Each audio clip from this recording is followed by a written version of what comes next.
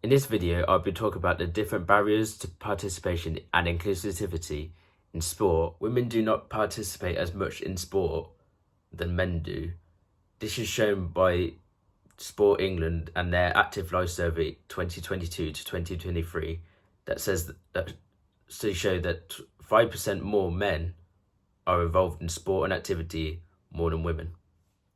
There are many reasons why women do not participate in sport and different factors.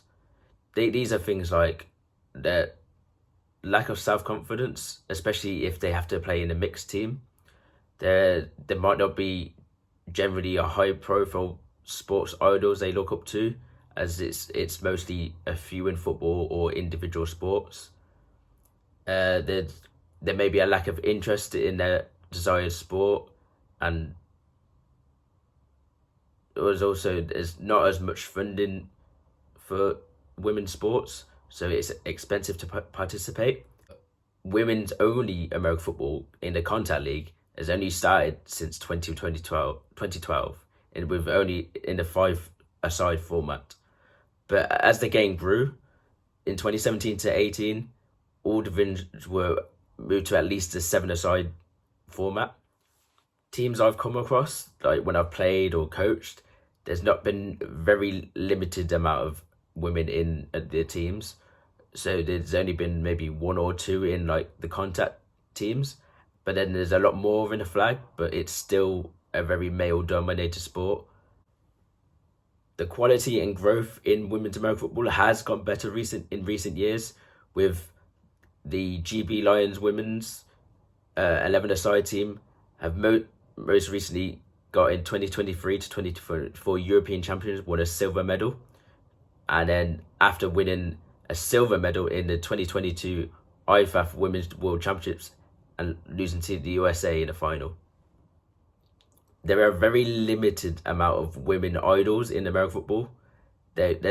You see a few coaches in the NFL, and here in the UK we have Phoebe Sector that's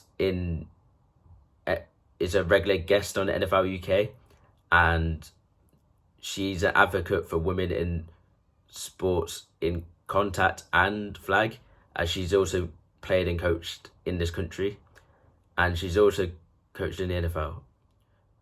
According to Somerset and Hull 2018, there are three main barriers for categories that children may not participate in sport.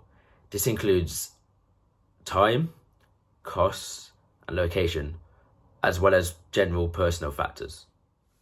These factors and barriers may include travel, as parents and guardians will have to take their kids to the sports or activities they're participating in, as being 17 is the earliest you can drive.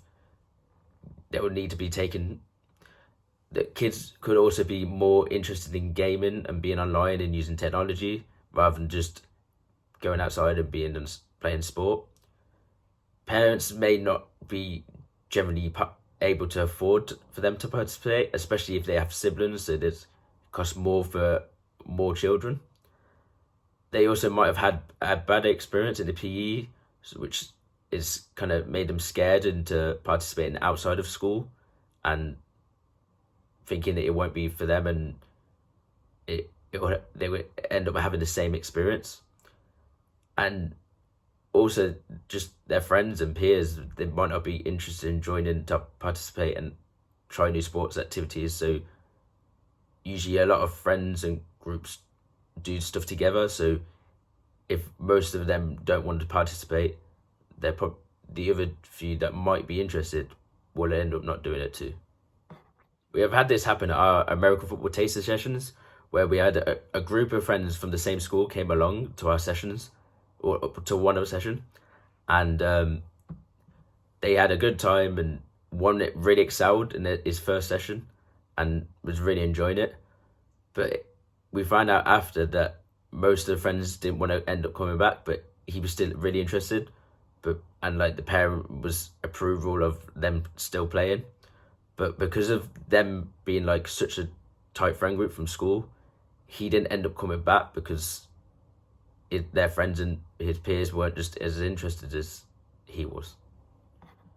Another barrier that we found that children have when trying to participate in American football is the cost. The cost is for subs, the registration fees for the British American Football League, and also the cost of equipment. Because the cost of equipment, according to Football America UK, it can cost an average of £500 to get every single kit needed to participate. But most teams, and the team I coach at, we lend and borrow the most expensive equipment, so like the helmet and shoulder pads, which can reduce the cost like at least half, and they get to borrow that for the season, and then they give it back at the end of the season, and then it repeats the process for the next year.